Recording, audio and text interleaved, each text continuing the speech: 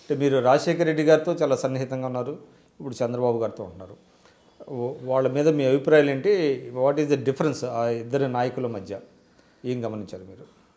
అంటే రాజశేఖర రెడ్డి గారికి చంద్రబాబు నాయుడు గారికి చాలా వ్యత్యాసం ఉంది. ఉత్తర దక్షిణ ధృవాలు అనుకోవాలి. రాజశేఖర రెడ్డి గారు మనోడు అని అంటే ఏ స్థాయికైనా ప్రమోట్ చేస్తారు.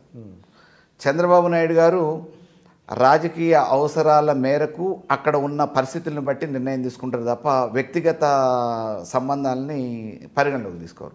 రాజశేఖర రెడ్డి రాగద్వేషాలు వెళ్ళారంటారా? రాగద్వేషాలు అనడానికి లేదు. రాజశేఖర రెడ్డి గారు అంటే నన్ను నమ్ముకున్నాడు కదా, నేను ఏదైనా చేయాలని చెప్పేసి ఏదో ఇనిషియేటివ్ తీసుకుంటారు. చంద్రబాబు గారు పూర్తిగా రాజకీయ కోణంలో ఆలోచిస్తారు. ఓకే, జనాలు ఈయన స్వీకరిస్తున్నారా, ఈయనైతే సమర్థుడా, సరిపోతాడా, ఈయనని ఏ రకంగా మనం చేస్తాము అనే దాని వరకు వీరేమో పూర్తిగా రాజకీయంగా ఆలోచిస్తారు.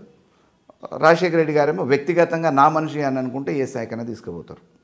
కాబట్టి మనస్తత్వపరంగా ఇద్దరు కూడా సహాయపడే గుణమే ఉంది. కానీ వారిదేమో డైరెక్ట్గా నా అనుకుంటే ఇంకా వేరే ప్రజలతో సంబంధాలు కానీ ఇంకోటి కానీ కాదు, నేను పెట్టినా కాబట్టి ప్రజలు స్వీకరిస్తారు అనే అభిప్రాయం ఉంటుంది. వీరేమో ప్రజల నుంచే రావాలా, ప్రజలు మన్నలు ఉందన్నప్పుడే నాయకుడిగా నేను కూడా పరిగణలోకి తీసుకుంటా అనే అభిప్రాయం ఉంటుంది.